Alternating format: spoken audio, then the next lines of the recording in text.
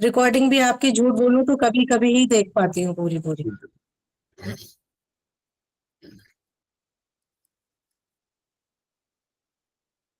सम्मेलन में कौन कौन आ रहा है?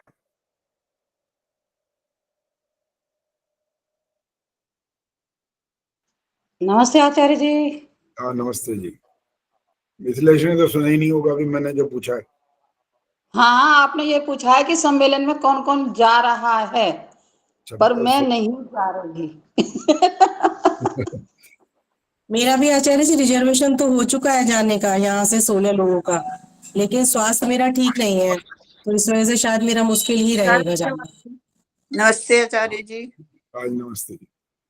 रजिस्ट्रेशन तो आचार्य जी हमने भी करवा लिया। हाँ रजिस्ट्रेशन तो करा लेना चाहिए, वहाँ लाइनों में लगना और एक पड़ेगा। बात बताऊं आचार्य जी, मैंने आपकी तीनों पुस्तकें मंगवा ली हैं जो बच्चों वाली हैं। 3 सेट मंगवाए हैं, 3 सेट। अच्छा अच्छा ठीक है, बहुत अच्छा। नमस्ते आचार्य जी। क्यों है ये तो पूछो, मेरे को क्या करना है? मेरे जब पड़पोते होंगे ना, वो पढ़ेंगे पढ़ाएंगे बच्चों को। हाँ बिल्कुल यही तो करना है, और क्या। अब तो पढ़ लिए जो पढ़ना था, अपने बच्चे भी पढ़ लिए, अब तो बच्चों के बच्चे वहां तक पहुंच जाएगी बस, और क्या। उनको लाभ होना चाहिए, शुरू से ही सिखाया जाएगा उनको कि भाई देखो हमारी जो संस्कृति है वो कितनी उच्च संस्कृति है, इनमें कौन कौन हुए महापुरुष, कौन कौन थे, उन्होंने क्या क्या काम किया, बहुत सारी बातें, कबूतर खरगोश गधा, ये तो दो बेटे हैं तो दोनों को एक एक सेट दूंगी और एक भादस गुरुकुल पहुंचाऊंगी। हाँ ठीक है, बहुत बढ़िया। आचार्य जी नमस्ते। नमस्ते नमस्ते आचार्य जी। सबको नमस्ते। नमस्ते आचार्य जी। नमस्ते जी। नमस्ते आचार्य जी। आचार्य जी मैं अपनी पोती को दूंगी, वो सब हिंदी भूल गई है बाहर रह के। बिल्कुल, हमने पोतों को दे दिया है अभी, और पोती को भी दे दिया यहाँ पर, बाकी धोती रह गई। अब दुबई जाएंगे तो उसके लिए ले जाएंगे वहां पर, दिसंबर में जा रहे हैं वहीं वापस। आचार्य जी नमस्ते। हाँ नमस्ते जी। आचार्य जी आपकी वापसी कब होगी फिर वहां से? वहां से 2-3 महीने लगेंगे। इसका मतलब आपसे फिर नहीं मिल पाएंगे। क्यों आ रहे हो क्या यहाँ पे? इच्छा हो रही है, बन रही है इच्छा थोड़ी। कब बन रही है, कौन से महीने में? अभी प्रोबेबली नवंबर एंड या दिसंबर, क्योंकि कुछ गेस्ट हमारे भी आ रहे हैं। अभी तो मेरी एक फ्रेंड आ रही है फिर। हाँ जी, हमारे दिसंबर में ही जाना है, लेकिन अभी तारीख हमारी भी निश्चित नहीं हुई, टिकट नहीं ली अभी। बाकी दिसंबर में कौन शुरू में चले जाएं, बीच में जाएं, भी पता नहीं, देखेंगे कैसे क्या हमारी भी व्यवस्था अभी बनती है। नहीं आई है, टिकट नहीं आई है। ठीक है ठीक है।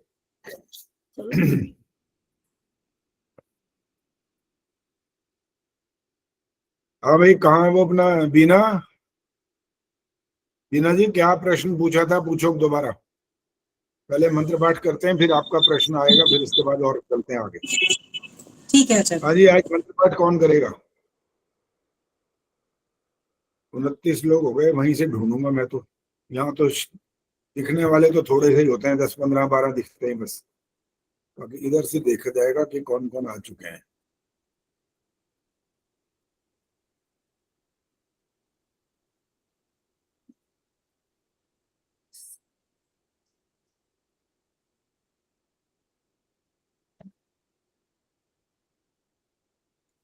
सुषमा कांत जी आइए। सुषमा कांत मतलब लगता है बहुत दिनों बाद ही जुड़ी हैं।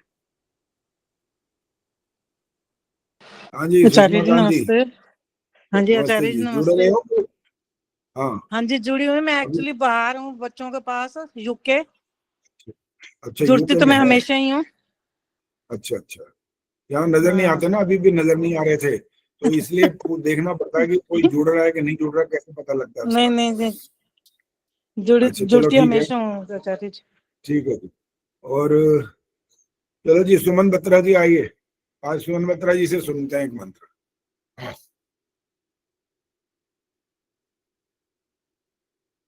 सुमन जी कहाँ हो? नमस्ते आचार्य जी। हाँ माइक ऑन हो गया आपका, दिखाई नहीं दिए अभी भी नजर तो, हाँ ये दिखाई दिए। ये लाइट इधर से आती है ना, तब तो पता थोड़ी लगता है कौन कहाँ बैठा है। लाइट मेरा ना आपके फोन खराब है, 1 मिनट में। नहीं, फोन खराब नहीं है, फोन ठीक है। सिर्फ अच्छा आवाज नहीं आ रही तो लाइट आपके सामने मुंह पर आनी चाहिए ना, तब तो पता लगता है कौन बैठा है। लाइट जी हमारे आचार्य। हाँ, अब लगभग ठीक हो गया।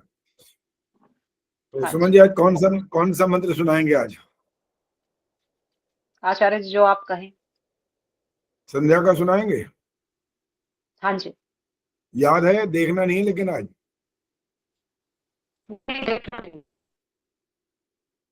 क्या बोला, उत्तर नहीं समझ आया।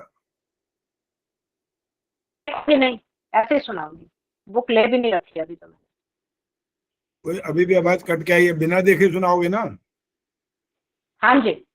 हाँ ठीक है, अब ठीक है, समझ में आ गई। तो आपको सुनाना है ओम उद्वयम। करिए शुरू। ॐ उद्वयं तमसस्परिस्वः पश्यन्त उत्तरम् देवं देवत्रा सूर्यमगन्म ज्योतिरुत्तमम्। ठीक है जी, बहुत बढ़िया। धन्यवाद आचार्य जी। हाँ जी, अब बीना जी बोलो, आपने अपना प्रश्न दोहरा, आपने जो वहां पूछा है मेरे से, अब पूछो यहाँ पर। थोड़ा सा बताओ कि वो क्या वो कहना चाहते हैं संक्षेप में, और फिर मेरे से उसका उत्तर ले लो।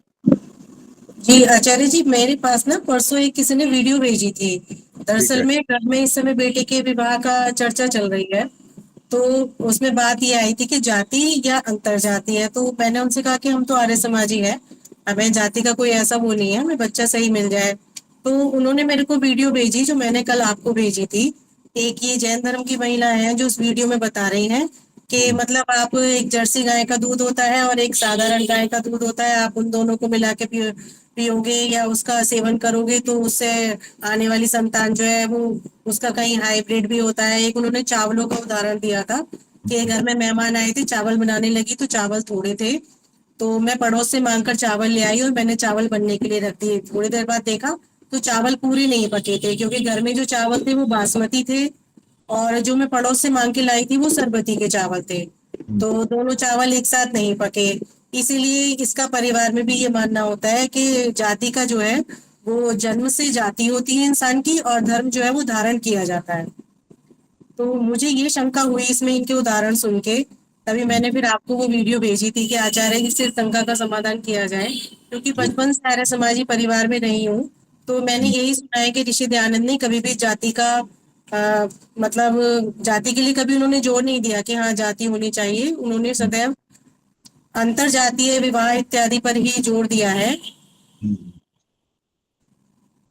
तो मुझे ये उदाहरणों को सुन के शंका हुई, तो मैंने सोचा फिर मैं आचार्य जी से ही इसका शंका समाधान करती हूँ।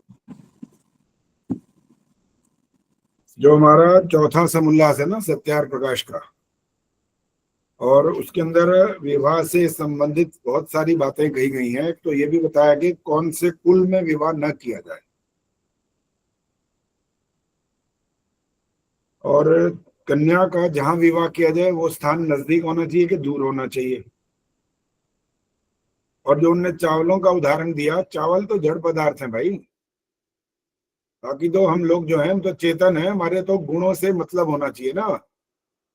और जो लोग सिर्फ ये पत्री मिलान करते हैं ना, पत्री के इतने गुण मिल गए, गुण पता नहीं कहाँ से जो लिख लिए उसने अपने आप गुण बना दिए होते हैं, वो देखते थोड़ी हैं। वो गुण देखने का काम तो केवल आर्य समाज के जो गुरुकुल हैं वहां देखा जाता है। आचार्य लिखता है बकायदा जी, जाति गुण कर्म और स्वभाव, गुण कर्म स्वभाव सब आचार्य लिखता है, चाहे वो लड़की का गुरुकुल हो या लड़कों का गुरुकुल हो। दोनों अपने अपने गुरु के पास जब वो वहां व्यवहार करते हैं, पढ़ते हैं, सब कुछ शिक्षा ज्ञान प्राप्त करते हैं, तो वहां गुरु उनके आचरण को देख देख करके गुणों के बारे में लिखते हैं। ये कैसा है, तेज तर्रार है, ये झूठ बोलता है कि सच बोलता है, इसका व्यवहार कैसा है, इसका बोलना कैसे है, ये मीठा बोलता है कि कड़वा बोलता है, कि गाली गलौज तो नहीं करता, लड़ाई झगड़ा तो नहीं करता, तेरी मेरी में ज्यादा विश्वास तो नहीं है इसको। बहुत सारे अवगुण दुर्गुण जितने भी गुण होते हैं इनको वो आचार्य वहां देखते हैं। और जब एक दूसरे के गुणों का गुण कर्म स्वभाव, जो तीन बातें बोली आपने भी, ये जब देख लिए जाए ना, तो देखो पानी में पानी मिलाने से कोई विशेष गुण उत्पन्न नहीं होता, इसलिए विवाह दूर देश में होना ज्यादा अच्छा है। एक आधा मैं आपको पढ़ के सुनाता हूं। निकट संबंध करने में, एक दूसरे के निकट होने में सुख दुख का भान और विरोध होना भी संभव है। दूर देशस्थों में नहीं और दूरस्थों के विवाह में दूर दूर प्रेम की डोरी लंबी बढ़ जाती है, निकटस्थ विवाह में नहीं। निकट रहने पर क्या होता है, उसको अभिमान भी होता है। कन्या कई बार झगड़ा भगड़ा हो जाए तो आपके आम बोलचाल की भाषा में कह रही है मैं तो जा रही हूँ मायके, तुम बैठो बनाते रहो, राम के गुण गाओ, जो मर्जी करो, रोटियां पकाते रहो, जो मर्जी करते रहो। तो ये जो नजदीक वाला सिस्टम होता है ना, यहाँ नुकसान ज्यादा होता है, प्रेम बढ़ता नहीं है। गुण और दोष ज्यादा जल्दी जल्दी पता लगते हैं। गुण का तो पता लगता ही है, तभी तो आप विवाह करते हो वहां पर, लेकिन दोषों का उस समय नहीं बताता कोई भी कि इसमें कौन कौन सी कमियां हैं, उनको छुपा दिया जाता है। लेकिन जब व्यवहार शुरू होता है विवाह के बाद, तब पता लगता है कि भाई इसके अंदर कौन कौन सी ऐसी कमियां हैं। ये तो पहले कहता है मैं खाता पीता नहीं हूं, अब तो ये तो खाने पीने वाला निकल आया। तो हमने जाति वाति का नहीं देखना, हमने देखना है कि गुण कर्म स्वभाव उसके मिलते हैं तो वो आगे जीवन सुख शांति आनंद पूर्वक चलता है। और अगर ये सब न मिला करके केवल जाति का ही देखते रहे कि चावल की जाति यही थी और दूसरी जाति मिला दी तो पकेंगे नहीं, या कच्चे रह जाएंगे, या कैसे हो जाएंगे, वो यहाँ कोई संबंध नहीं है। क्योंकि हर व्यक्ति ना वेदानुसार नहीं सोचता, वो तो संसार के उदाहरण देता है। मैंने एक मत की बात पहले भी बताई थी, और वो है कौन सा, ब्रह्म कुमारी मत।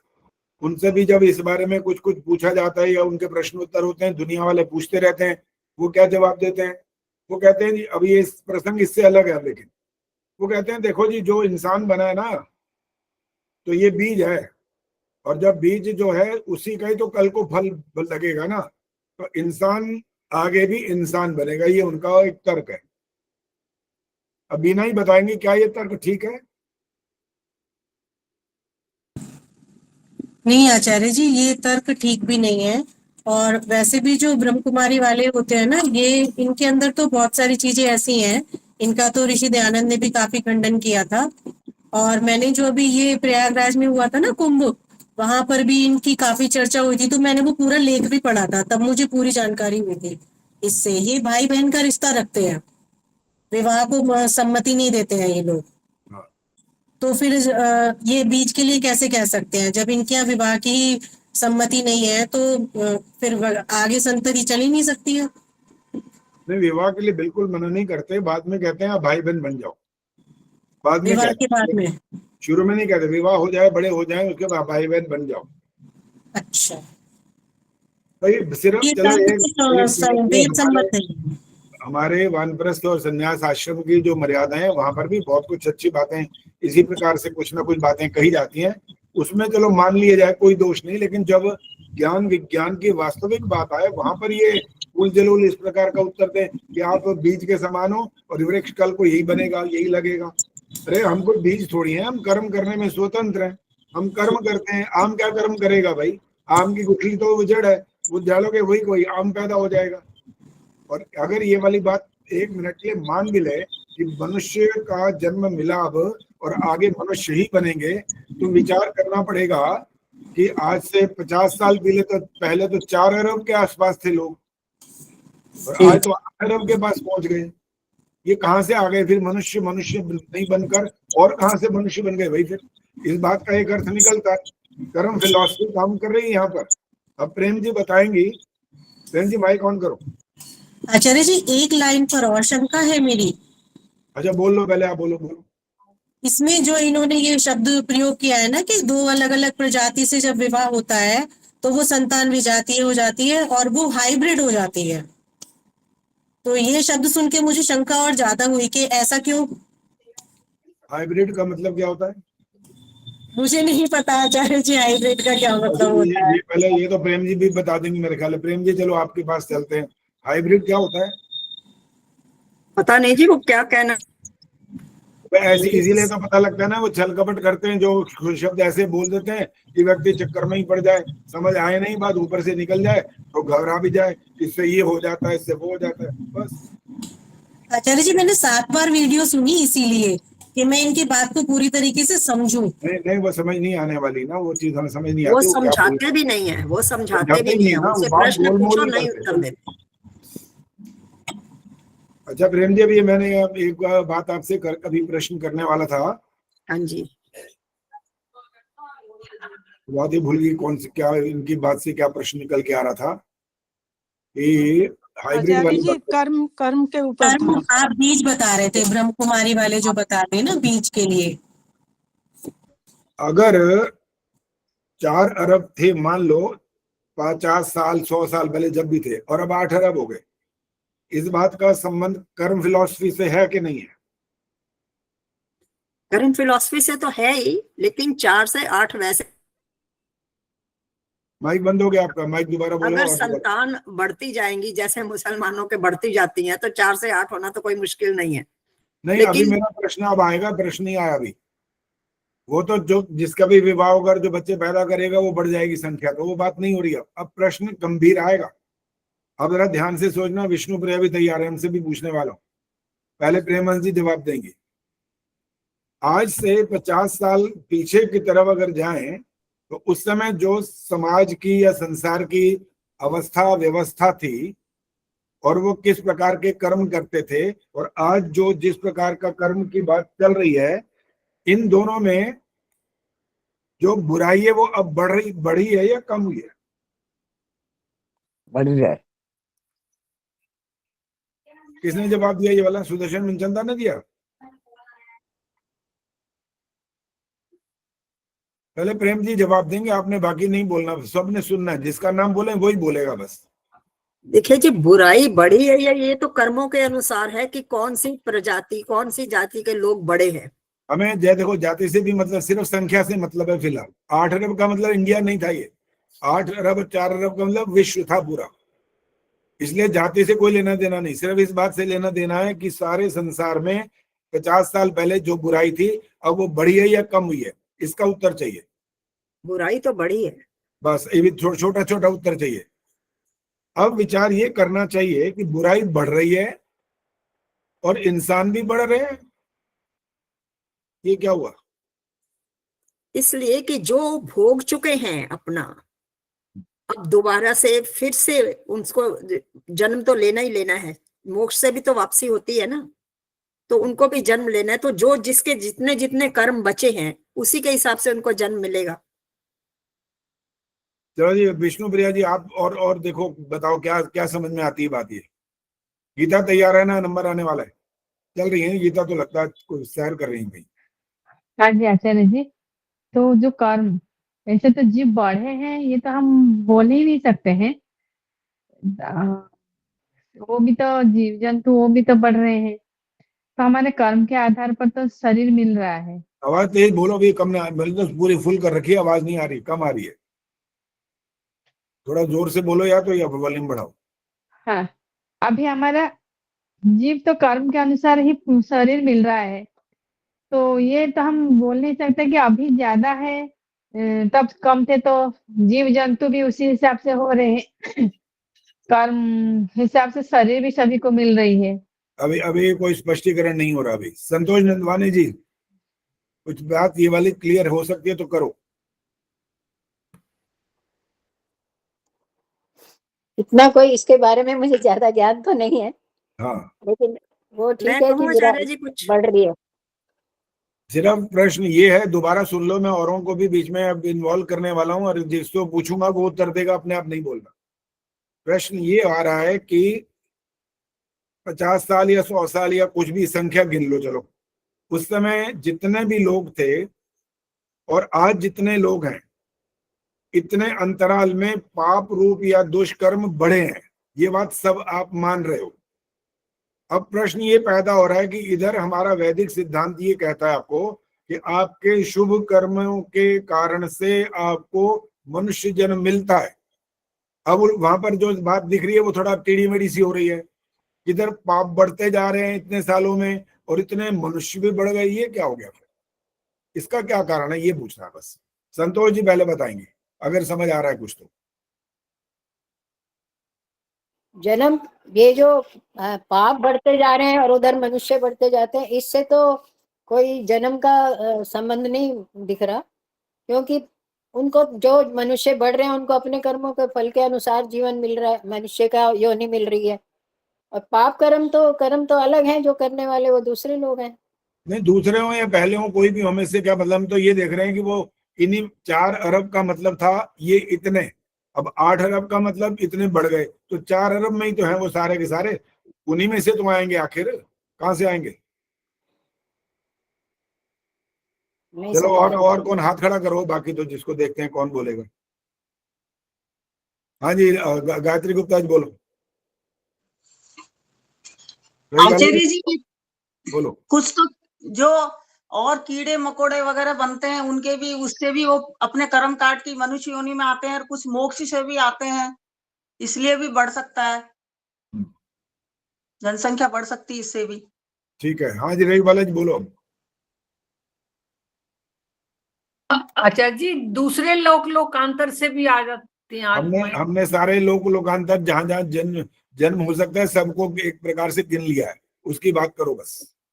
और लोकांतर इससे अलग 4 अरब में जो थे वो सब शामिल थे। ऐसे तो अनुमान की बात हो रही है, कौन सा कोई बकायदा कोई गिन लेगा? 4 अरब जब तक गिनेगा तब तक तो पता नहीं हजारों लाखों मर भी जाएंगे, फिर नए और पैदा हो जाएंगे। पूरी गिनती करना तो वैसे ही संभव नहीं है, वो वाली बात नहीं है। सिर्फ एक अनुमान लगा करके गिनने की बात है कि इतने अनुमान पहले थे, इतना अनुमान इतना हो गया, इतनी मनुष्यों की जनसंख्या बढ़ गई।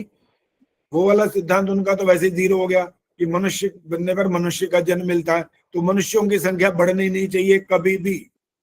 पूरी सृष्टि से लेकर अंत तक एक भी मनुष्य की संख्या नहीं बढ़नी चाहिए, अगर ये सिद्धांत उनका मान ले तो। और वो सिद्धांत गलत हो गया, स्पष्ट है। अब हमारा वैदिक सिद्धांत में क्या हानि हो रही है या क्या ये सिस्टम है, ये वाला कौन समझा पाएगा पूरी तरह से कि क्या कारण है कि अब इतने मनुष्य भी बढ़ गए, पाप भी बढ़ गए? हाँ जी, राज चावला जी बोलो। आज तो चश्मा लगा के बैठी है। माइक ऑन करो, माइक, चश्मा तो लगाया, माइक भी ऑन करना है।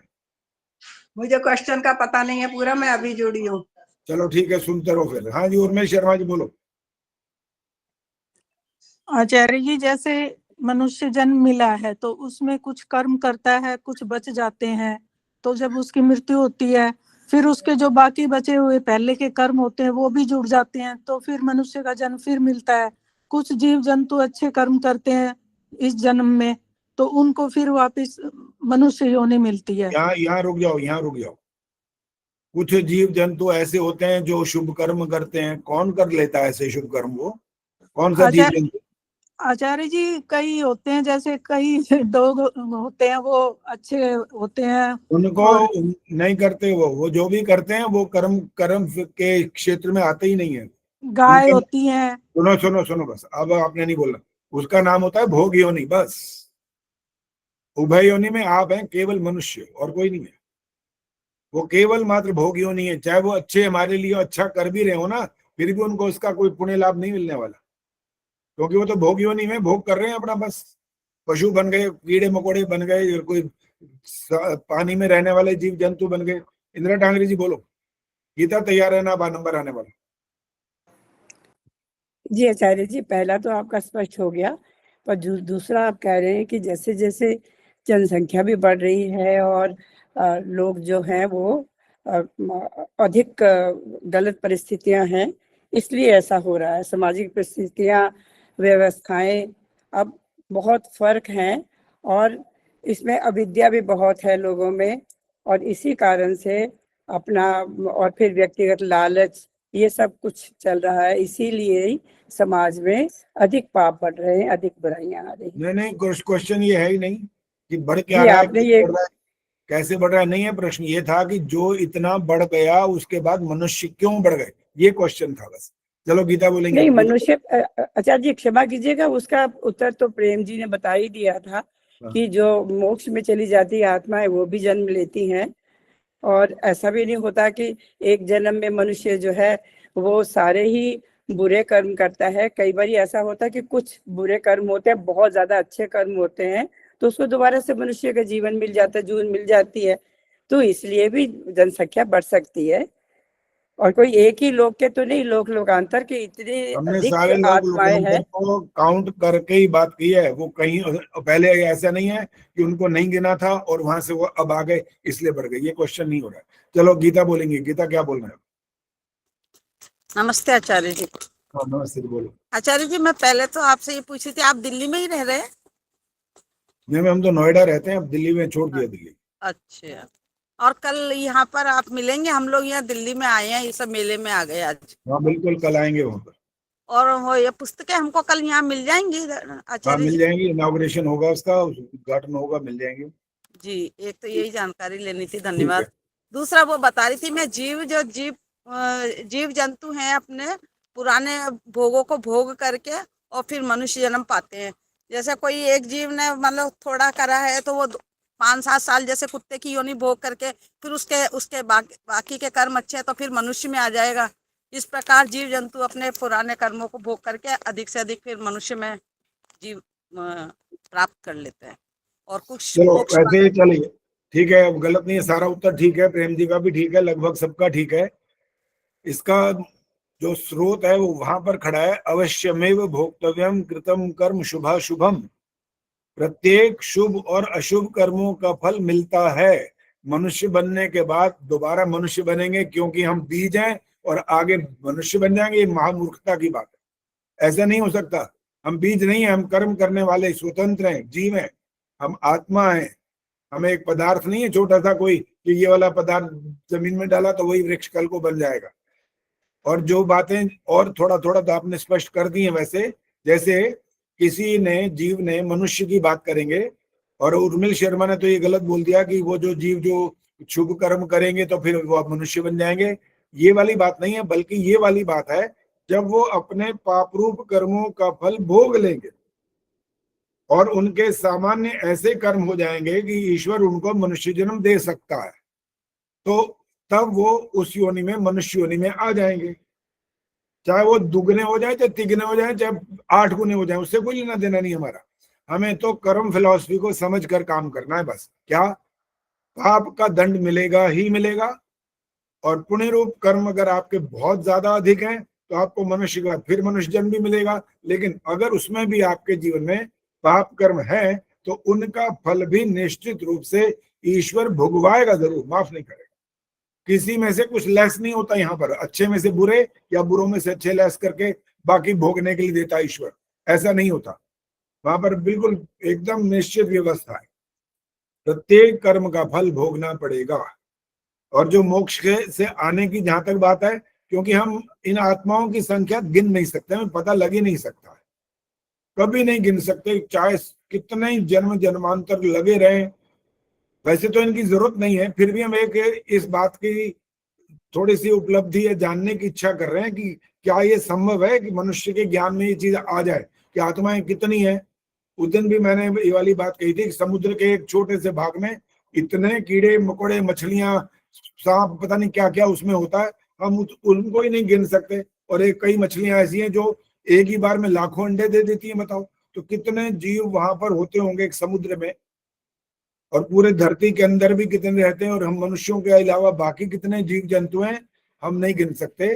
तो आत्माएं मोक्ष में कितनी है और कब वो आ जाती हैं, हम ये भी नहीं जान सकते। संख्या बढ़ने का कारण ये 2-3 चीजें हैं जिसके कारण से ये संख्या बढ़ती है, न कि पाप कर्म भी बढ़ रहे हैं और मनुष्यों की संख्या भी बढ़ रही है। इसका अर्थ ये नहीं हो सकता कि पाप बढ़ने के बाद मनुष्यों को ईश्वर बढ़ा रहा है, ऐसा नहीं है। पाप करने वालों को दंड के लिए अन्य योनियों में भेजता है, और अन्य योनियों वाले जो अपने कर्म का फल भोग लेते हैं तो उनको मनुष्य बना देता है। यही अर्थ होता है, यही न्याय होता है और यही दया होती है। ईश्वर की व्यवस्था यही है। हाँ जी, कहाँ गई बीना? हाँ जी बीना आर्या, कहाँ गई? अच्छा, रोटी खा रहे हो? हाँ जी, भोजन नहीं हो पाया था इसलिए वीडियो ऑफ की थी। भोजन करो, आराम से सुनो, आनंद भी करो। पहले बात समझ में आ गई है? विवाह की अगर तैयारी है, समझ में आ गई, बहुत अच्छी तरीके से समझ में आ गई। स्वभाव मिलाना है, कोई मुहूर्त नहीं निकालना, कोई उनके जन्म पत्री नहीं मिलानी। इसके जन्म के समय में इसकी लाल पीली नीली रेखाएं लगवा के वो पंडित जी ने ऐसी बना दी पत्री कि यजमान खुश और थोड़ी देर में उसका मुंह उतर जाएगा, क्योंकि पंडित जी बोलने वाले हैं थोड़ी देर में। इसके वैसे ग्रह बहुत अच्छे हैं, लेकिन 12 साल में एक दुष्ट ग्रह भी साथ खड़ा हुआ है। अब पूछने वाला पूछेगा 12 साल में दुष्ट ग्रह वो क्या करेगा? मैंने कहा वो सत्यानाश कर देगा। कि सत्यानाश करेगा तो क्या क्या करना चाहिए? अब फंस गए बस सुनते ही कि क्या करना चाहिए। इतना ब्राह्मणों को भोजन कराओ, इतना दान पुण्य करो, इतना ये करवाओ, उतनी पूजा करवाओ, कोई हवन करवाओ, कोई ऐसा भी कह देगा तो ये सब करवाओ तो अनुमान है कि वो ग्रह टल जाएगा। अच्छा, वो अनुमान है ग्रह टल जाएगा। तुम्हारी चिट्ठी पत्री पहुंचती है उन ग्रहों के पास, या तुम्हारा यहाँ से कोई लठ लेके या बंदूक लेके तुम मारते हो ग्रह को कि वो नहीं आएगा, वो इसको कुछ नहीं कहेगा। अरे कितना बेवकूफ बनाते हैं, कितना बेवकूफ बनाते हैं ये। इसलिए इनके चक्कर में कभी नहीं फंसना चाहिए। सिर्फ आपके पुरुषार्थ पर, और उस पुरुषार्थ को भी बहुत अच्छे से समझना होता है कि आपके द्वारा गलती न करने पर भी, दूसरे के द्वारा गलती हो जाने पर भी परिणाम आ जाता है। इसलिए बहुत अधिक सावधानी बरतनी पड़ती है। और यदि कुछ ऐसा जो पता ना लग रहा हो कि ऐसा कैसे हो गया, हमारे साथ ही क्यों हो गया, तो उसका अर्थ ये भी नहीं जानना चाहिए कि हमारे पूर्व जन्म के किसी कर्म का फल ईश्वर ने दिया। ईश्वर ने कुछ नहीं किया। अगर ईश्वर ने किया तो फिर इसके विरोध में पुलिस स्टेशन मत जाओ, उसको बुरा भला मत कहो। स्वीकार करो कि ईश्वर ने कर्म का फल दिया तो ईश्वर का धन्यवाद करो। लेकिन वहां तो ऐसा नहीं कर सकते। वहां तो ऐसा लगेगा कि इसकी गर्दन उतार दूं, इसने हमारे साथ एक कर कैसे दिया, इतना गलत बोल कैसे दिया, हमारे साथ इतना बड़ा अन्याय कर क्यों दिया। वहां तो फिर हमारी ये इच्छा हो जाती है। इसलिए इन सिद्धांतों को जानना समझना बहुत जरूरी होता है, तब जाकर के व्यक्ति इनके जाल में नहीं फंसता।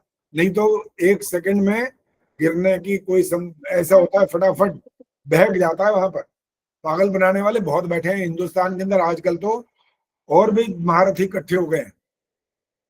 5-5, 10-10 लाख रुपए और इससे भी कहीं ज्यादा सुना, इतने पैसे लेते हैं कथा करने के। और कमाल की बात यह कि भीड़ की भीड़ होती है, 50 हजार लोग वहां बैठ के सुनते हैं।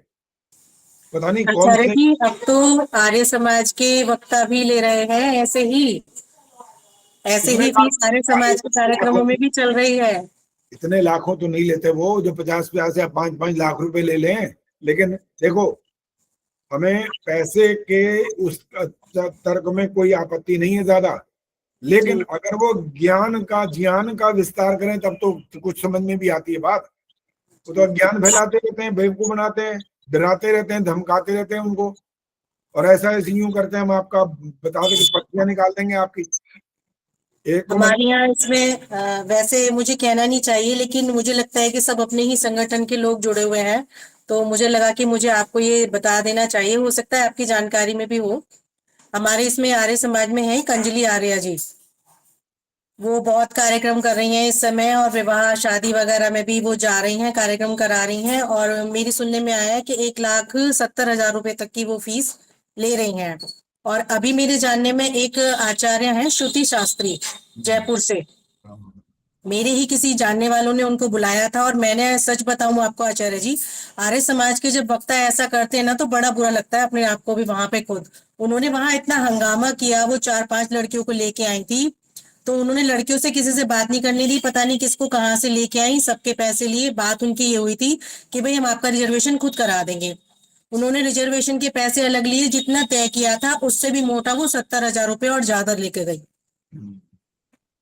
देखो, इसमें थोड़ा सा एक बात का चिंतन तो ये करना चाहिए कि विद्वानों का सत्कार अच्छे से करना चाहिए, इसमें कोई आपत्ति नहीं जी। लेकिन इसका जो अनर्थ करने लग गए कि हमें तो इतने ही लेने हैं, नहीं तो हम नहीं करेंगे। और वो भी आचार्य जी बिटिया का विवाह था। हाँ, मैंने भी उनसे बात की स्वयं, मैं खुद उनके पास गई थी। गायत्री गुप्ता जी बोलेंगे, कुछ बताओ जी, क्या कहना है।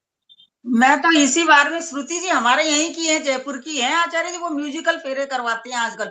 पर मैंने सुना है कि उन्होंने फेसबुक पे भी कहीं तो लिस्ट डाल रखी है, इस फेरे के इतने तरह के फेरे, इतने सुना है मैंने किसी से, पर बहुत महंगी हो गई है। देखा है संगीत में जो वो सब करते हैं।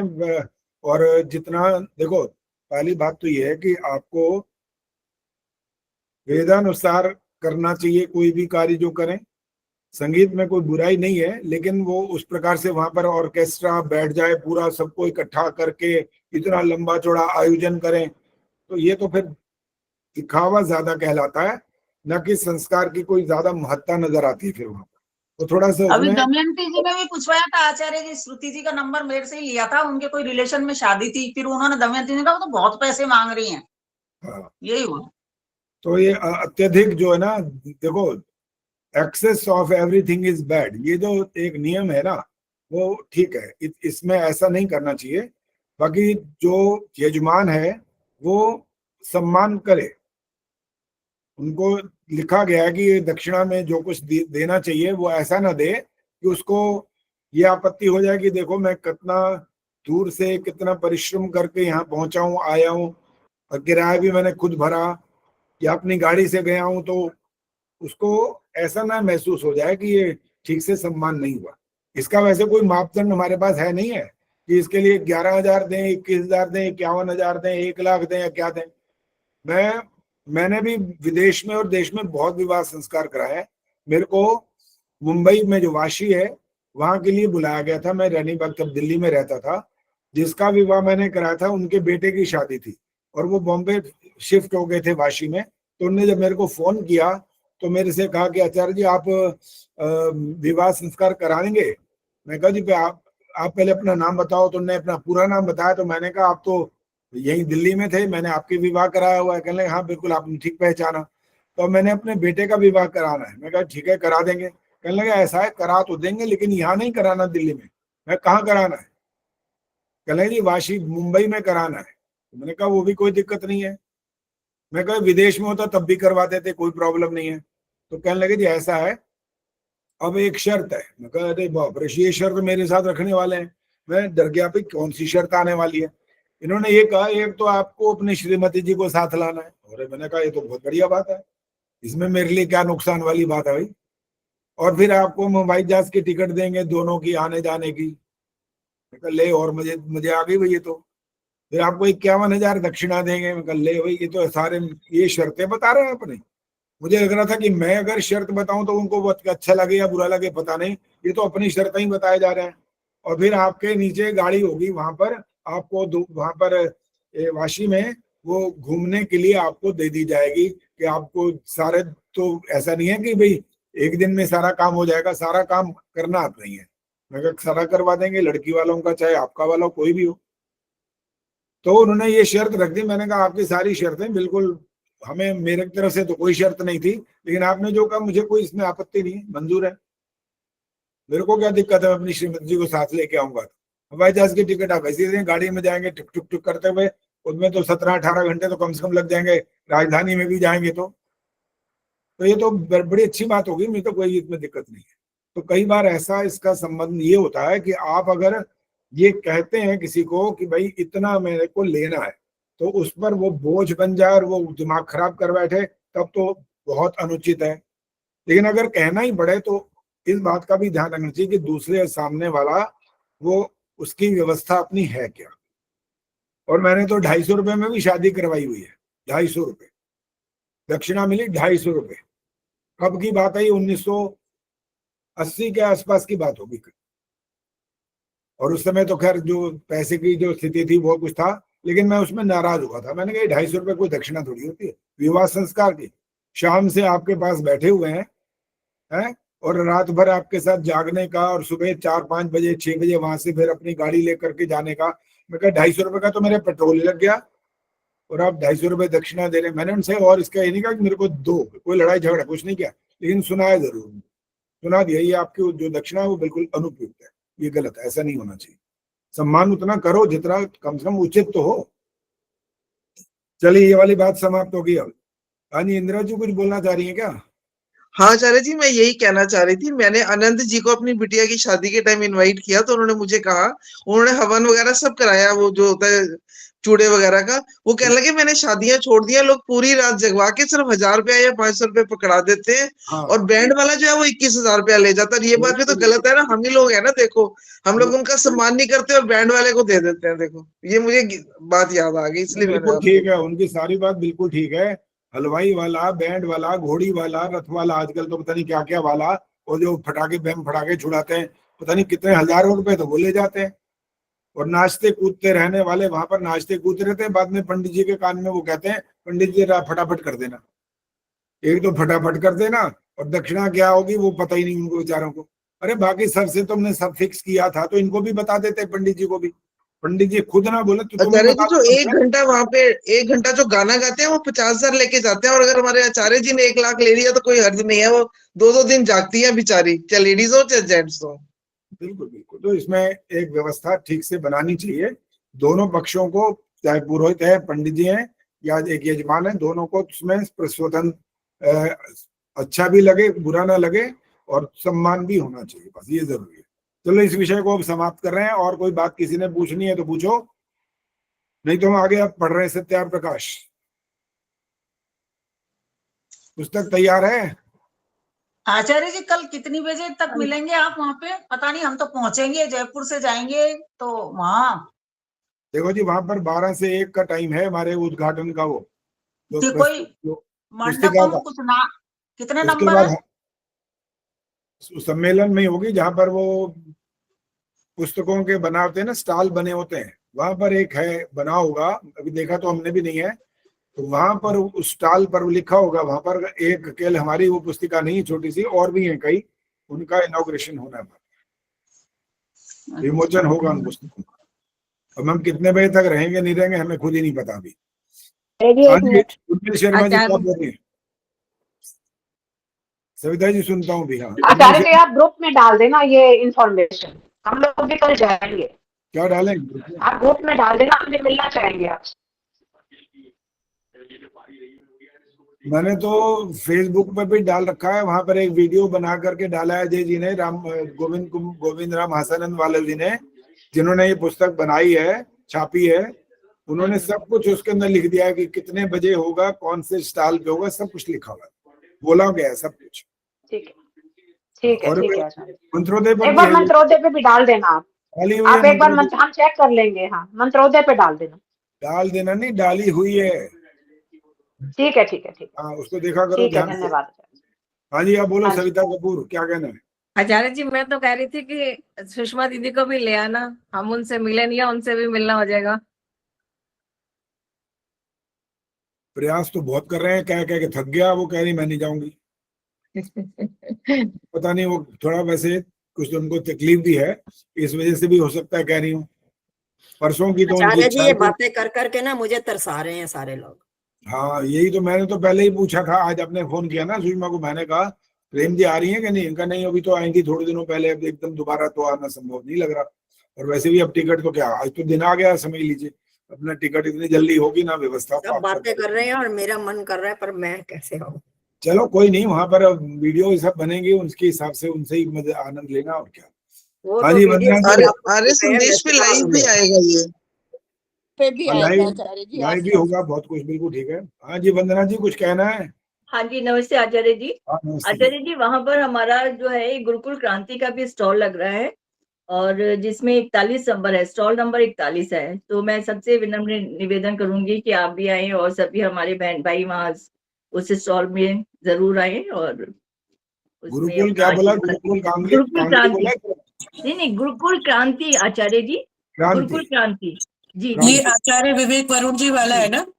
हाँ जी हाँ जी, आचार्य हिमांशु जी भी अच्छा उसमें। हाँ जी हाँ ये आचार्य जी रुद्रपुर से हैं, मैं भी जुड़ी हुई हूँ इनके साथ। प्रेम जी हम तो सोच रहे थे आपके दर्शन होंगे, क्योंकि आचार्य जी ने डाला था देश विदेश से हमारे शिष्य आ रहे हैं जी, तो हम तो सोच रहे थे आपका दर्शन हो जाएंगे वहां पर। आएंगे तो जरूर, बाकी अब कितना समय वहां रुक पाएंगे भी कुछ कह नहीं सकते, वो कल ही पता लगेगा कितना समय रुकेंगे। जी आचार्य जी पिछले बार 2018 में तो आपने यज्ञ करवाया था वहां पर। जी जब मैं 100 बच्चों को लेके गई थी रतन देवी स्कूल से, आपने आके वहाँ स्कूल में भी प्रैक्टिस करवाई थी। स्कूल था? स्कूल कौन सा था? रतन देवी आर्य कन्या। अच्छा वहां पर है। जी जी जी जी रतन देवी स्कूल में, ठीक है ठीक है जी। तो आपने आके बहुत अपना समय दिया था, और बच्चों को अच्छे से याद है जब आप कहते थे धर से डाल रहे हैं, वो नीचे से डाल के उसको सुरवा को ऊपर लेके जाना है, तो आज भी बच्चे इस बात को याद करते हैं। हाँ जी बिल्कुल, वो हॉल के अंदर हुआ था सारा कार्यक्रम, मुझे भी जी याद है जी पूरा। जी जी 100 माइक बच्चे लगा हम लेते थे, लेके वहीं से ये सारे इंस्ट्रक्शन देते थे, और जहाँ अग्नि ठीक जी नहीं जल रही होती हाँ वहां जी हाँ जी सारी आपने व्यवस्था बहुत बताया करते हाँ थे। जी जी आचार्य जी सब याद करते हैं आपको। जी जी तो बिल्कुल। मैंने उनको बताया कि हम मंत्रोदय में जुड़े हुए हैं और वो आचार्य जी हैं, तो बहुत बच्चे खुश होते हैं और आपको बहुत आशीर्वाद चाहते हैं आपका। ठीक है जी। अच्छा जी, अभी बताओ, पुस्तिका लेके बैठे हो, सत्यार प्रकाश है सामने कि नहीं अभी? नहीं आचार्य जी है मेरे आज पास, है नहीं आचार्य जी, मेरे पास है। आज नहीं लेके बैठे, कल की निर्मल तैयारी डावरा में जी, लग रहे हैं। कोई बात नहीं। निर्मल डावरा जी बोलिए, क्या बोलना है? माइक ऑन करके बोलो। आचार्य जी नमस्ते। मैं ये कह रही थी कि पुस्तक हमने खोल के रखी हुई है, आप कई देर से कह रहे थे ना कि सत्यार्थ प्रकाश सुन भी रहे हैं, और सत्यार्थ प्रकाश पुस्तक खोल के रखी हुई है। ठीक है, राज चावला जी क्या बोल रहे हैं, बोलो। अभी जो बोलना चाहते हैं पहले उनसे सुन लेते हैं।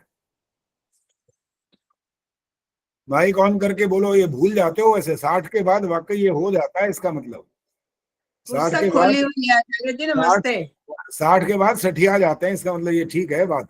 लेकिन मैं तो नहीं सठिया, मेरे को तो पता रहता है। हाँ एक आध बार हो जाता है, अब 70 के भी हो गए ना, तो एक आध बार तो हो जाता है वो।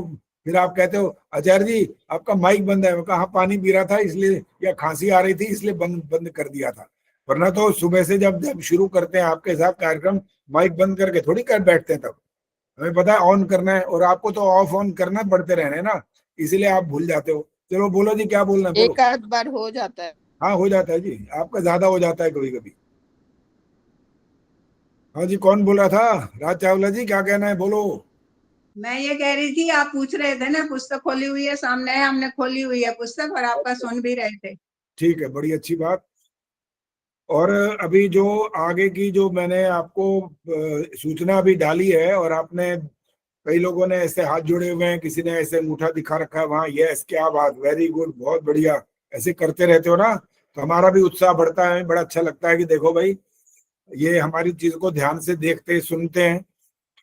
आपने जब ये वाला विचार दिया था संतोष नंदवानी जी ने कि इसको पुस्तक का रूप देना चाहिए, इतने सारे समुल्लास हो गए, आपने प्रश्नोत्तर कर दिए, तो मैंने 6 पहले समुल्लासों के बारे में कहा था कि इसके प्रश्नोत्तर बनाने हैं, और वीरवार के दिन ये वाली बात चर्चा हुई थी, लिखा गया था, और उसके बाद मैंने सोमवार 4-5 दिन के अंदर ये सारा काम कर दिया। तो अब ये भी सूचना डाल चुका हूँ कि सारे समुल्लास सब तैयार हो गए प्रश्नोत्तर सहित। फिर संतोष जी से भी और बात हो चुकी है व्हाट्सएप पर ही, कि जो हमारे गोविंद राम हासन वाले अजय जी हैं, जिन्होंने अभी ये छोटी पुस्तिका निकाली है, उनसे ही छपवाएंगे इसको। और बस आगे अब कल भी उनसे कुछ बात हो जाएगी कि अब आपको कैसे आपके पास पहुंचाएं। फिर वो उनको सारी चीज ना, चाहे हैंड राइटिंग कितनी भी सुंदर हो, इसी के माध्यम से नहीं छपती है पुस्तक, सब टाइप करना पड़ेगा, टोटल एक एक शब्द। और मैं इसमें अगर वो पेज कुछ कम लग रहे होंगे और फिर उसमें कुछ और डालने की संभावना होगी, तो मैं वैदिक प्रश्न मंच भी डालूंगा इसमें, जो आपके पास साथ कई बार वैदिक प्रश्न मंच हुए। कभी कभी 100 प्रश्न भी, आपको 100 प्रश्न उत्तर भी दिए थे, कभी 50 भी दिए। और ब्रह्म यज्ञ के भी मैंने प्रश्न उत्तर तैयार कर रखे हैं, और सूक्तियां उसके अर्थ भी तैयार कर रखे हैं, और गीता के कुछ श्लोक हैं उनके भी व्याख्या तो नहीं की, उनके अर्थ भी सब लिख रखे हैं। तो ये बहुत कुछ तैयार है हमारे पास, लेकिन कुछ कुछ बातों को फेयर भी करना पड़ता है।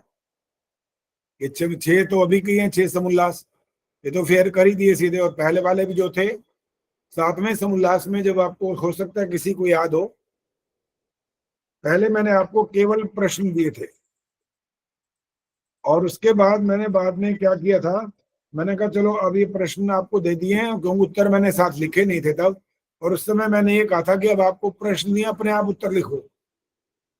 तो फिर आपने यूं कहा था कि महाराज जी आप ही कर दो, ये हमारे बस की नहीं है। प्रश्न आपने हमको दे दिया, हमारे को डाल दिया मझधार में, अब तैरते रहो अपने आप, तो ये अभी अभी हम नहीं तैर सकते। मैंने कहा अच्छा कोई बात नहीं, आप नहीं तैर सकते तो हम तैरवा देंगे आपको। फिर मैंने उसके उत्तर लिख करके आपको सिर्फ उत्तर भेजे थे। फिर मैंने कहा अब अपने आप समन्वय करते रहो, अब इनकी परीक्षा हो जाएगी। अब क्या करना पड़ रहा है मेरे को, वही सारे प्रश्न फिर लिखने पड़ेंगे, प्रश्न उत्तर, ये अब करना पड़ रहा है। बाकियों का तो ऐसे ही था, पूरा के प्रश्न उत्तर साथ साथ थे, अब यहाँ पर जब छपने के लिए देंगे वो तो ऐसा नहीं कर पाएंगे, उनको तो प्रश्न के नीचे उत्तर चाहिए, सारी टाइप करेंगे ना एक साथ, तो इस तरह का तरीका यही रहेगा। अब ये 7वां समोल्लास का भी 25 प्रश्न उत्तर मैं कर चुका हूँ, 25 और रह गए, वो भी कल मैं कर लूंगा। मेरी तरफ से तो कोई कार्य में इतने सी भी जिसको बोलते हैं देरी में नहीं करता, धन्यवाद आचार्य जी, धन्यवाद। फटाफट काम करना होता है। काम करने का मतलब काम करना है बस। कहते ना उल्टा लटक जाओ चाहे, लेकिन काम होना चाहिए। तो हमारा तो वही सिद्धांत है कि काम करने का मतलब चाहे बाकी सब काम छोड़ो, लेकिन ये काम हमारा पहले होना चाहिए। बाकी देरी जो होगी अगर, तो वो आगे छपने छापने वालों की तरफ से होगी, मेरी तरफ से कोई देरी नहीं है। तो उसके लिए भी आपको जल्दी मिलेगी। और हमने जैसे भी कहा था कि दिसंबर में तो हम दुबई पहुंच जाएंगे, तो हमारी तो फिर इच्छा यही है कि पहले फटाफट तैयार हो जाए।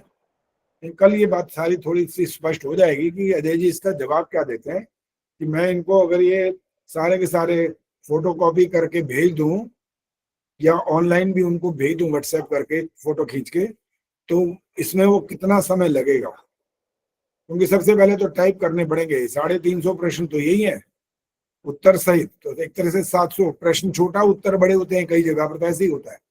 तो ये काफी लंबा तो यही हो जाएगा। फिर जब इसके पृष्ठ बनेंगे तब हमें और आइडिया होगा कि पुस्तक कितनी मोटी बनने जा रही है। फिर इतनी मोटी मैंने बन जाए, कहेंगे इतने पैसे तो इसमें लग जाएंगे। फिर आप लोगों ने एक और हमारे लिए जैसे पहले कहा था सहयोग करेंगे, फिर आपने भी इस बार भी बोल दिया कि आप ये छपवाएंगे, हम तो आपको फिर धन का सहयोग करेंगे।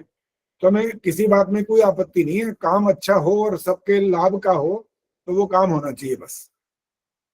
तो कल हमारे के सामने कुछ ना कुछ इसका सामने कुछ हल निकलेगा कि ये इसमें क्या परिस्थिति आगे बनने वाली है।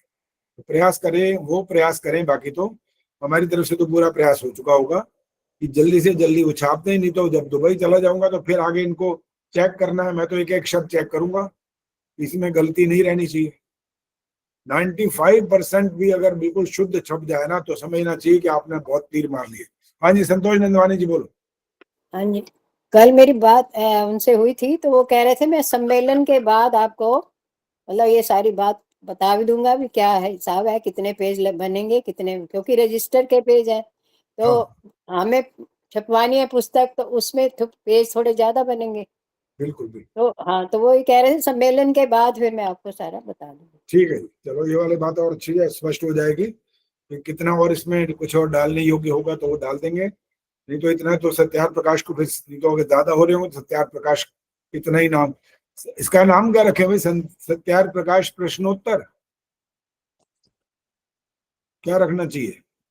चलो ये भी प्रश्नोत्तरी रख लो आचार्य जी, प्रश्नोत्तरी कर दें आगे बस। सत्यार्थ वैदिक प्रकाश प्रश्नोत्तरी।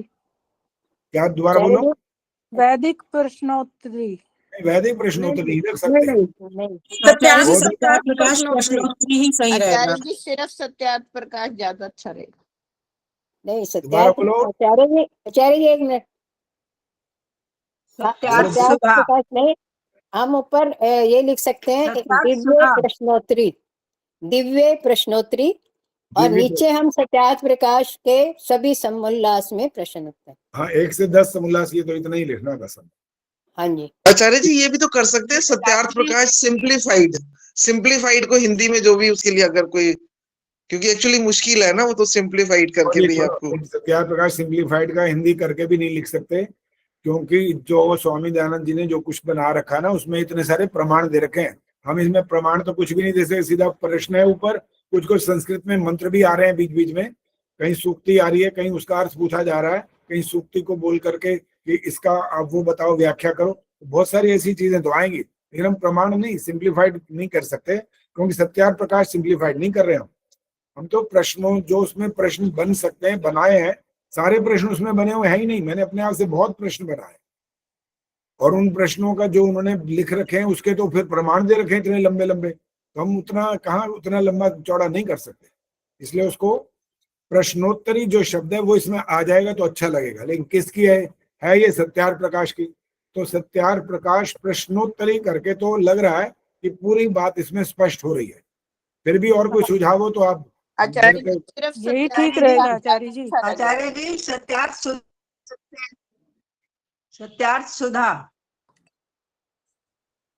सत्यार्थ सुधा। आचार्य जी जब सत्यार्थ प्रकाश की प्रतियोगिता होती है अब एक काम करो, अभी ये जो यहाँ बोल रहे हो ना, ये वाला लिख करके भेज देना बस, अपने नाम से, अपने व्यक्तिगत नाम से। आचार्य जी जो आपने पहले बोला है ना वही ज्यादा उचित लग रहा है। मुझे भी यही ठीक लग रहा है, क्योंकि इसमें हमने जो बात करनी है ना, पुस्तक का नाम देख करके पता लग जाना चाहिए है क्या इसके अंदर। वैदिक विनय सुना है ना आपने? वैदिक विनय, अच्छा, संस्कार विधि, पंच महायज्ञ विधि, शब्द से ही पता लगता है कि इसमें है क्या। तो इसलिए इसके जो मैंने नामकरण सोच रखा है, उसके आधार पर फौरन पता लग रहा है कि हो गया, क्या होगा इसके अंदर। बाकी और भी चिंतन करेंगे, आपका और सुझाव होगा तो वो भी देख लेंगे कुछ। आचार्य जी जैसे ये सत्यार्थ प्रकाश की प्रतियोगिताएं वगैरह होती हैं, उसमें ये गाइड की तरह से हेल्प करेगी सबकी। हाँ, ये बात बिल्कुल ठीक है, बिल्कुल।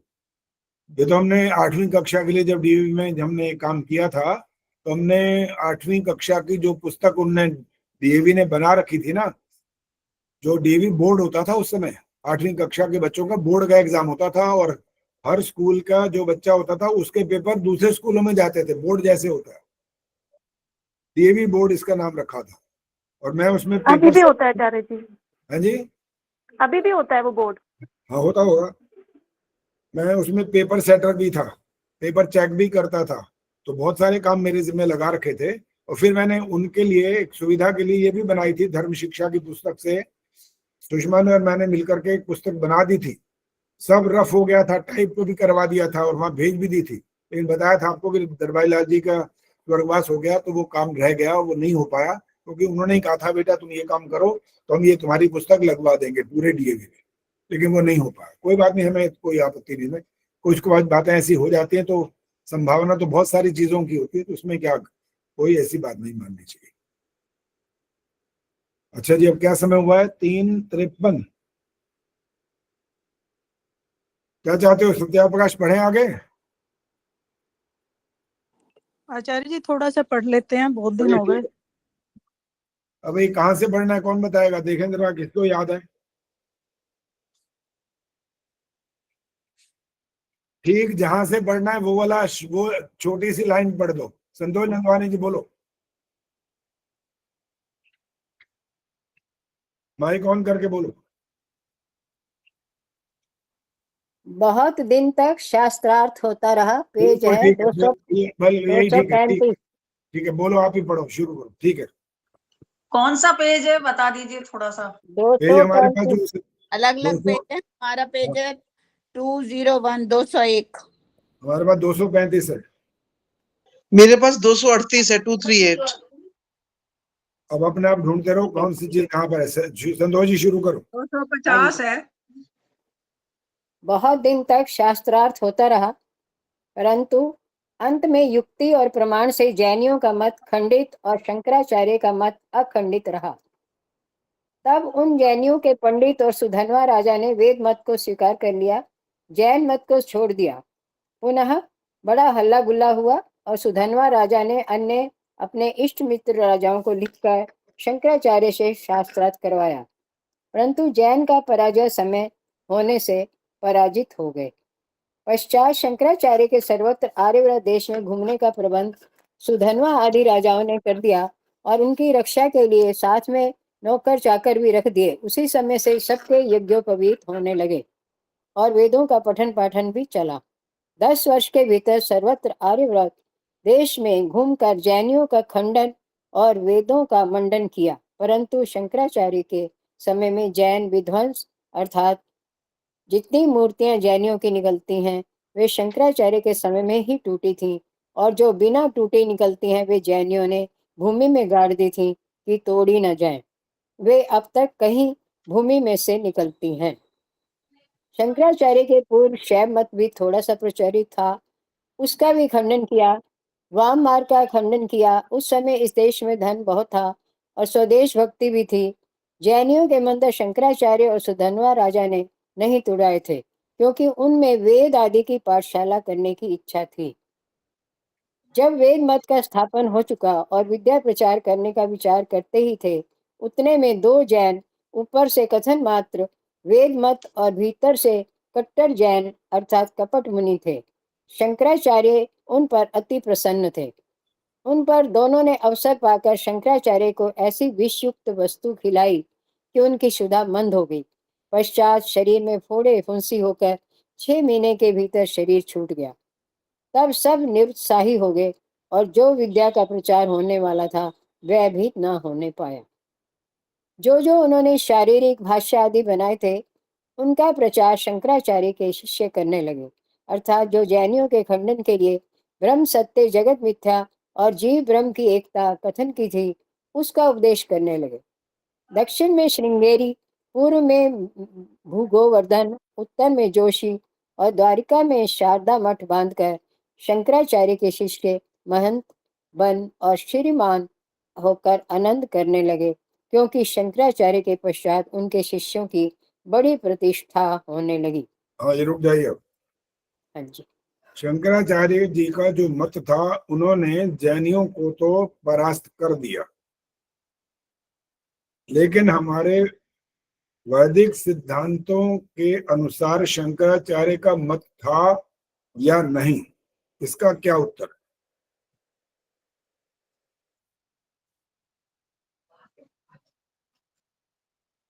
हाँ जी, इंदिरा जी बोलो। जी नहीं, वैदिक मत से बिल्कुल अलग थे, क्योंकि हमारे मत में त्रैतवाद का सिद्धांत है, आत्मा, परमात्मा और मूल प्रकृति का, जबकि ये मानते थे कि ब्रह्म ही सत्य है, बाकी जगत मिथ्या है, तो ब्रह्म ही सब कुछ है। और जो भी हम देखते हैं बाकी सब कुछ जो है वो सब क्या कहना चाहिए जी, मिथ्या है, वो खत्म हो जाएगा कहने से। एक सिद्धांत ब्रह्म जगत, ब्रह्म सत्य और जगत मिथ्या की जो बात आपने बोली है, इसमें ब्रह्म को कहा गया कि ब्रह्म तो ठीक है, जगत झूठा है। तो दो चीजें कौन कौन सी आ गई और कौन सी नहीं आई है इसके अंदर? जी, ब्रह्म की तो आ गई, मगर आत्मा और प्रकृति की इसमें नहीं आई, क्योंकि इनकी ठहरो, जगत क्या है फिर? जगत मिथ्या से ये कहते हैं कि ब्रह्म ही सब कुछ है, ब्रह्म से ही जगत उत्पन्न, मतलब उत्पन्न भी नहीं, ये आपको स्वप्न की तरह से है। जैसे मनुष्य सो जाता है और वो सब स्वप्न लेता है और जागता है तो वो सब खत्म हो जाता है, इसी प्रकार से ये सारा संसार है। तो हमारे जो सिद्धांत में त्रैतवाद की बात की जाती है जी, और एक अद्वैतवाद, आप इनको अद्वैतवाद बोल रहे हो ना? जी जी, ये वही है, अद्वैतवाद है कि एक ही ब्रह्म है, बाकी कुछ भी नहीं है, बस बाकी जो है वो। जी, तो अब हमारे पास अगर द्वैतवाद वाली बात हो तो द्वैतवाद में क्या क्या चीजें होंगी? आपने नहीं बोलना, आपने नहीं बोलना, हाथ खड़ा करना है। अगर हम ब्रह्म वाली बात को कह रहे हैं ये असत्य है, गलत है, ठीक नहीं है, शंकराचार्य का मत ये था, वो गलत है, वेद विरुद्ध है, तो हम द्वैतवाद पर आ रहे हैं। द्वैतवाद में क्या क्या चीजें होती हैं? सुनीता अरोड़ा जी।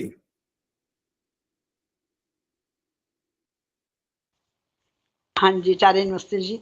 नमस्ते जी।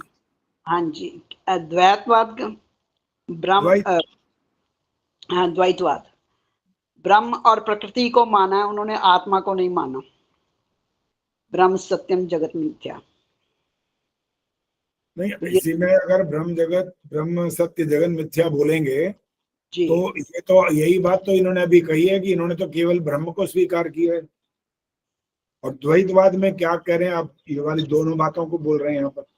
इसमें आत्मा की तो बात ही नहीं ना की उन्होंने। आत्मा की बात तो हट गई ना, दो में से आपने एक बोल दिया कि एक ब्रह्म हो गया और एक जगत माने सृष्टि हो गई, प्रकृति। हाँ जी, ठीक है।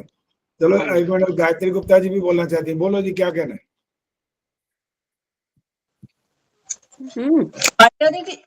इन्होंने ब्रह्म और जीव की एकता बताया है। ब्रह्म और जीव एक है। नहीं, ये वाला प्रश्न नहीं था, प्रश्न ये था कि द्वैतवाद में क्या चीजें हैं, बस ये वाला प्रश्न है। द्वैतवाद में तो आत्मा और परमात्मा होनी चाहिए आचार्य जी, दो। ठीक है, आत्मा और परमात्मा मान लें, तो आत्मा का जो स्वरूप है और परमात्मा का जो स्वरूप है वो इन संसार के पदार्थों में भी दिखाई देगा किसी का, इन दोनों में से? जी समझ में नहीं आया आचार्य जी, दोबारा बताइए, बोलिए। थोड़ा ध्यान से सुनना पड़ेगा, समझ में आएगा।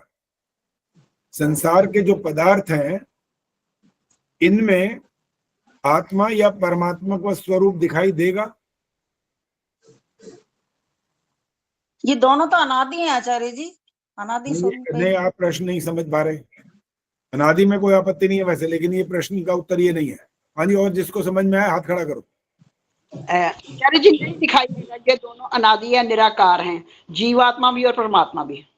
वो ठीक है, वो वाली बात, दोनों अनादि हैं, जीवात्मा परमात्मा की बात हो गई। मैं ये प्रश्न कर रहा हूँ, माइक बंद कर दो। ये जो संसार है, जगत है, सृष्टि बोलते हैं जिसको आप, इन सृष्टि के अंदर आत्मा की या परमात्मा का स्वरूप दिखाई देता है क्या? ये प्रश्न है। अभी भी लगता है प्रश्न समझ नहीं आ रहा है। गायत्री गुप्ता जी बोलो। आचार्य जी दिखाई तो सामने ऐसे तो निराकार तो कैसे दिखाई देगा, बाकी तो जैसे पेड़ बीज डाला है और उसका वृक्ष बनता है तो वो बढ़ रही है वो चीज, तो इसका मतलब है ही उसके कुछ ईश्वर की वो है, आत्मा उसके अंदर है ही। नहीं, अभी भी ठीक से नहीं समझ रहे। देखो, जीव का स्वरूप की बात ये हो रही है कि जीव चेतन है कि जड़ है? चेतन है आचार्य जी। चेतन है, तो ये जो जगत है चेतन दिखाई देता है? नहीं। ईश्वर सच्चिदानंद स्वरूप है, ये जगत सच्चिदानंद स्वरूप दिखाई देता है? जी नहीं। बस इसीलिए ही तो प्रश्न था, और क्या था, कि प्रकृति में इनका स्वरूप कुछ दिखता है क्या? इनके स्वरूप, दोनों की स्वरूप की बात हो रही थी। आत्मा का स्वरूप वहां है, यानी वो चेतन नहीं है, जड़ है पदार्थ वो। अब जो दो पदार्थ हैं उनमें हम एक चीज अलग और करने वाले हैं। अभी तो अब ईश्वर और आत्मा को मान रहे थे ना, एक चीज हटाएंगे अब इनमें से, आत्मा को हटा दो। चलो क्या रह गया? ईश्वर और प्रकृति। चल जाएगा काम दुनिया का? हाँ जी, वंदना शर्मा जी जवाब दो। नहीं आचार्य जी, नहीं चल पाएगा। क्यों नहीं चलेगा, ये जवाब देना है, क्यों?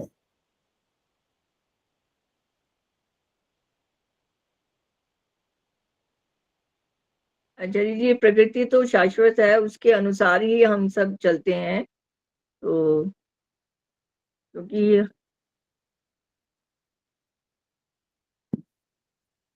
हाँ जी, रवि बालाजी बोलो।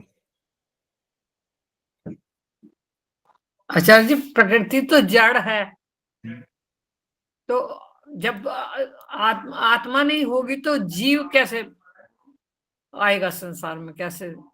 आपका उत्तर ठीक होते होते दूसरी तरफ चला गया। अब नहीं बोलना, बस जब मौका मिलता है उस समय ही बोलना होता है जो बोलना होता है। उसके बाद जब मेरे कमेंट्स आ जाए फिर दोबारा आपको अवसर नहीं मिलता। गायत्री गुप्ता जी बोलो। आचार्य जी आत्मा नहीं होगा तो फिर कुछ भी नहीं होगा, कोई कर्म नहीं होगा संसार में, क्योंकि आत्मा शरीर धारण करके ही तो कर्म करता है, तो फिर संसार कैसे बने, कैसे चलेगा आगे? ठीक है, उन्मेष शर्मा जी बोलो। ठीक है, उन्मेष शर्मा जी कुछ बोलो। आचार्य जी प्रकृति जड़ है, जीव चेतन है, तो सृष्टि आगे चलाने के लिए तो जीव चाहिए ना, सृष्टि नहीं चलेगी आगे जड़ से तो। ठीक है, आपका उत्तर भी ठीक है। इसका और भी उत्तर बनते हैं, कुछ कुछ शब्द बदलते हैं असल में, लेकिन बात स्पष्ट से और स्पष्ट होनी चाहिए। अब हम प्रश्न ये कर रहे थे कि आत्मा नहीं है, एक ईश्वर है और एक है प्रकृति। प्रकृति माने जड़ पदार्थ, जैसे पांचों तत्व गिन लिए, अर्थात दुनिया बन गई है, पेड़ पौधे वनस्पतियां औषधियां ये सब हो गए, और एक ईश्वर है जिसने ये सब बना दिया। क्वेश्चन ये आएगा किसके लिए? अपने ईश्वर ने अपने लिए बनाया ना? तो ये जो जड़ पदार्थ हैं ये क्या करेंगे? ये क्या करेंगे? कुछ भी नहीं। तो इससे अर्थ ये निकला कि जब तक ये तीनों के तीनों नहीं होंगे ना, तब तक कार्य सिद्ध नहीं हो सकता। इसलिए वैदिक सिद्धांत सर्वोपरि है, ये इसका मतलब है। कोई भी सिद्धांत पूरा बाकी ठीक नहीं हो सकता किसी भी हालत में। अब ईश्वर को हटा दो, चलो एक आत्मा रह गया और एक प्रकृति। आत्मा क्या कर लेगा? दुनिया बनाएगा। अरे आत्मा तो शरीर के बगैर कुछ कर ही नहीं सकता है, तो इसका शरीर कौन बनाएगा? प्रश्न ये खड़ा हो जाएगा ना। जड़ प्रकृति तो बना नहीं सकती, जड़ तो स्वयं जड़ है, उसमें तो अकल ही नहीं है, वो क्या करेगी? कुछ भी नहीं कर सकती जब तक एक चेतन शक्ति उसमें काम ना करे। इसलिए जो हमारा वैदिक सिद्धांत है ना, वो इतना जबरदस्त है, इतना तार्किक है, इतना युक्ति युक्त है, प्रमाणों से युक्त है कि उसके बगैर संसार का कार्य व्यापार नहीं हो सकता। इसलिए जब ये वाली बात सामने आ जाए ना कि एक पदार्थ, अब ध्यान से सुनना, एक उदाहरण है बस, ये एक चीज, कोई भी चीज चाहे छोटी हो या बड़ी हो, 3 व्यक्ति हैं हमारे सामने, 3 व्यक्ति हैं, एक चीज वो इन तीनों में से एक के पास है। अब हमें क्या किया? हमने किया ये किया कि एक की तलाशी ली, पहले पूरी तरह से तलाशी ले ली, नहीं मिली। दूसरे की तलाशी ली, उसके भी पूरी तरह तलाशी होगी, नहीं मिली। अब इसके बाद पता है क्या उत्तर है? तीसरे की तलाशी लो या न लो, इसके पास है, क्योंकि चीज है जरूर, ये तो पक्की बात है, चीज है। यहाँ पर वो छल कपट वाला मामला नहीं है कि है ही नहीं और बेवकूफ बनाया जा रहा है, ऐसा कुछ नहीं है, चीज है। उन 3 में से एक के पास है, ये वाला सिद्धांत पहले बता दिया गया। तो 2 की तलाशी लेने के बाद तीसरे की तलाशी न भी लें तो ऑटोमेटिक उसके पास है। इसलिए हमारा जो वैदिक सिद्धांत है, ये 2 की हमने सारी बातें सुन ली, अद्वैतवाद सुन लिया, फेल, द्वैतवाद सुन लिया, फेल, लेकिन त्रैतवाद जो वेद में लिखा गया स्पष्ट है, वो बिल्कुल क्लियर है। ईश्वर, आत्मा, प्रकृति, इसके बगैर ये ब्रह्मांड, ये रचना, ये संसार नहीं चलेगा। इसको बनाने वाला चाहिए, इसके अंदर जो भोग भोगेगा वो चाहिए, और जिसके माध्यम से भोग भोगेगा वो भी चाहिए।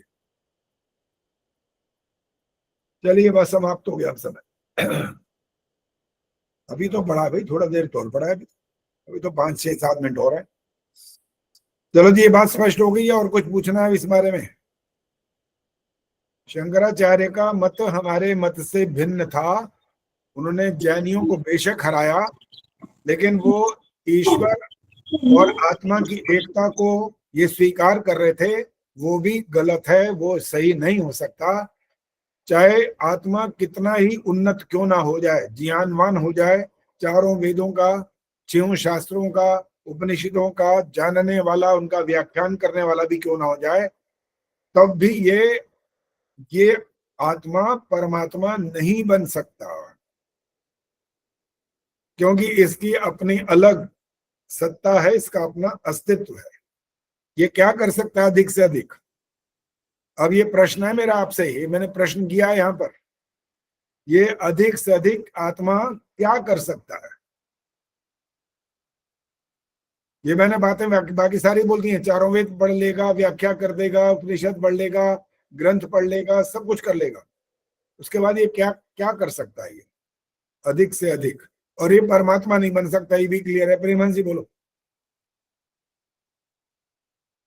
आत्मा अपना उत्थान कर सकता है, अपने आप को जितना उठाना चाहे उठा सकता है, और गिराना चाहे तो गिरा भी सकता है। हाँ, नहीं, इतने सारे काम करने बाद गिराएगा नहीं वो, क्योंकि इतने लंबे चौड़े बहुत बातें बोली, 4 वेदों को उसने पढ़ा, उनका भाष्य कर लिया, सब कुछ कर लिया, सारे ग्रंथ पढ़ लिए, बहुत अच्छे अच्छे कार्य कर लिए, ये समझ आ गई उसको, इसलिए वो गिरेगा नहीं। हाँ, उन्नति कर सकता है, तो कर सकता है ना। चलो जी, हाँ सुनीता जी बोलो, क्या कहना है?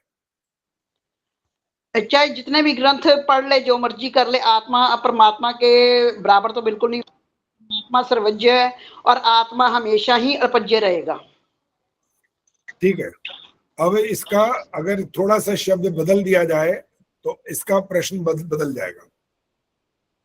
आत्मा क्या प्राप्त कर सकता है इसके बाद?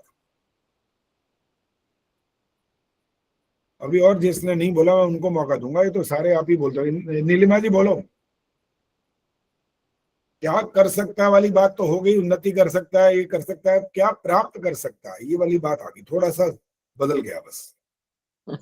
मेरे दिमाग में तो एक नया आइडिया आ रहा था जी, दूसरा बोलो कि बोलो जो बोलो। है इन सब पौराणिकों को मैंने एक बार कहा कि जो है आपके राम कृष्ण हनुमान, ये ईश्वर की सत्ता और उसकी शक्ति के सामने कुछ भी नहीं है। क्या ये इतना बड़ा संसार, समुद्र, जल और ये ब्रह्मांड और इतनी बड़ी शक्ति ऐसे संसार की रचना कर सकते हैं क्या? तो वो सारे चुप। तो आप ये राम कृष्ण हनुमान, ये सब की शक्ति, सत्ता, पराक्रम, बल एक कण के बराबर में नहीं है ईश्वर निराकार के सामने। ईश्वर निराकार की ही हमें उपासना करनी चाहिए, उसी का हमें ध्यान करना चाहिए, ना कि इन मनुष्यों की। ये हमारे चरित्र तो हैं हमारे ठीक है, वो करने के।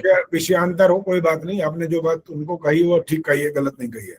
हाँ जी, मेरा प्रश्न कौन देने वाला है अब? है जी, गायत्री गुप्ता जी हाथ खड़ा कर लेती हैं फटाफट। चलो बोलो बोलो। मोक्ष प्राप्त कर सकता है आचार्य। ये प्राप्त कर सकता है वो, ये सब करने के बाद मोक्ष प्राप्त कर सकता है वो। ईश्वर नहीं बनेगा, बस ये बात है, सबसे बड़ी बात है, ईश्वर नहीं बन सकता वो। लेकिन जब जब ऐसे लोग हुए हैं, पहले भी हुए, आजकल तो पता नहीं क्या क्या कहते हैं, हम तो उसका अवतार है ये भी बोल देते हैं। ईश्वर ही थे मतलब ईश्वर का अवतार हो गए, ईश्वर थे तभी तो अवतार ले लिया ईश्वर का, वो ईश्वर ही कहलाए ना वो। एक भाई बड़ा और एक छोटा, दो भाई थे ऐसे, और वो दो भाइयों में तो एक तो ईश्वर ही था, और दूसरा भाई जो छोटा था वो एक महात्मा जी था। गांव में पहुंच गया, चेले चमाटों ने ढिंडोरा पीट दिया कि ईश्वर के भाई साहब आए हुए हैं। सारे भागे भागे गए, कोई कुछ ले गया, मिठाई, कोई फल, कोई मेवा। तो भाई ईश्वर का भाई आ गया, आज तो कमाल हो गया। तो ईश्वर के भाई से मिलना चाहिए, कम से कम ईश्वर का दर्शन ही, भाई का ही दर्शन हो जाए, बहुत बड़ा कुछ ना कुछ तो प्राप्त हो ही जाएगा। तो जब वहां पहुंचे तो देखा कि वो सब ला रहे हैं, उसकी तो मौज हो रही है, जय जयकार करने वाले उनके चेले चमाटे बैठे ही हैं, बीच बीच में उनकी जय बोल देते हैं। एक बेचारा लंगड़ा था आया बड़ी देर बाद, और उनके चरणों में गिरा जाकर के उन्होंने कहा, जी मैंने सुना है आप ईश्वर के भाई हैं, मेरा उद्धार करो, आप तो ईश्वर के भाई हैं तो आप में तो बहुत शक्तियां होंगी। तो उन्होंने कहा क्या हुआ क्या? उन्होंने कहा देख नहीं रहे, मैं तो लंगड़ा हूं, मेरा ठीक करो ये, आपके पास तो शक्ति है, ईश्वर के भाई हो तो आपके पास कोई कमी तो नहीं है। तो उन्होंने कहा सुन मेरी बात सुन, ये बात ठीक है कि ईश्वर वो बड़े भाई है, मैं छोटा भाई हूं, तो मेरे बड़े भाई का काम है टांगे जोड़ना, और मैं छोटा भाई, मेरा काम है तोड़ना। दूसरी तोड़ दूं तो बता कर कहे तो ऐसे होते हैं ईश्वर के भाई। तो बहुत सारे आजकल हमारे देश में भी हैं, गोलगप्पे किस चटनी से खाए, कोई ये बोल रहा है, कोई कह रहा है मैं तो मेरे नहाऊंगा धोऊंगा, मेरे बाद दूध से नहाऊंगा, उससे खीर बना के खा लेना, तुम्हारा कल्याण हो जाएगा। ये पता नहीं कहाँ कहाँ से उठ करके भगवान के ये भाई और उनके क्या बोलूं, उनके अवतार यहाँ पर इकट्ठे हो जाते हैं हिंदुस्तान के अंदर। विदेश में तो ऐसे नहीं होते, वहां तो जूते मार के भगा दें 1 मिनट में उनको, कौन सा भगवान के अवतार हो तुम। यहाँ पर हमारे देश के अंदर इतने आंख के अंधे गांठ के पूरे रहते हैं, इनके पल्ले पड़ता ही कुछ नहीं।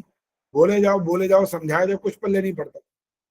वो हाथ जोड़ने को तैयार बैठे, मैम हमारा कल्याण हो जाए बस किसी तरह, वो जो मर्जी बोले, सत्य वचन महाराज होता है इनका, और इस सबसे बड़ी महामूर्खता होती है। चलिए शांति पाठ। ओम शांतिरंतरिक्षं शांति, पृथिवी शांतिरापः शांतिरोषधयः शांति, वनस्पतयः शांतिर्विश्वे देवाः शांतिर्ब्रह्म शांति, सर्वं शांति शांतिरेव शांति, सामा शांतिरेधि। ओम शांति शांति शांति। जो बोले सो अभय। वैदिक जगत गुरु महर्षि दयानंद की माता की आर्य समाज वेद की ज्योति, ओम का झंडा, उनका वैदिक ध्वनि।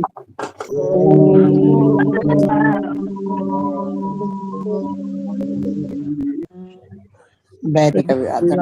वैदिक अभिवादन। सभी का धन्यवाद। अब कक्षा जो नहीं होगी, परसों नहीं होगी, इसके बाद अगला जो बुधवार आ रहा है तब कक्षा होगी। सत्यार प्रकाश को तो रह गया वो पढ़ेंगे, और उसके बाद फिर ये जो आपके 4-5 दिन निकल जाएंगे हमारे महासम्मेलन वाले, इसके बाद 1 सप्ताह या 2 सप्ताह के बाद फिर आपकी परीक्षा की तैयारी कर लेना। एक तो आपका फिर आपका वो होना है, श्रुतलेख होना है। गायन अभी पीछे हुआ था, सत्यार प्रकाश के प्रश्न भी हो गए, तो मुझे लगता है श्रुतलेख का नंबर पहले आ जाएगा। और अब आपको जो हमारे अब तक हमने क्या नाम स्वस्ति वाचन वाले जो पढ़ लिए मंत्र, इनका अभ्यास कर लेना। इसमें से आपको श्रुतलेख आएगा, स्वस्ति वाचन के मंत्रों में से, उसकी तैयारी कर लेना ताकि आप अच्छे अंक ले लो और कोई भी उसमें 33% वाला ना रह जाए, सब 90% से ऊपर लेके आए। धन्यवाद। आचार्य जी शायद स्वस्ति वाचन में से ही लिया था पहले भी।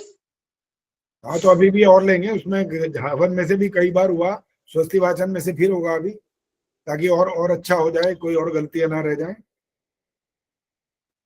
प्रेम जी क्या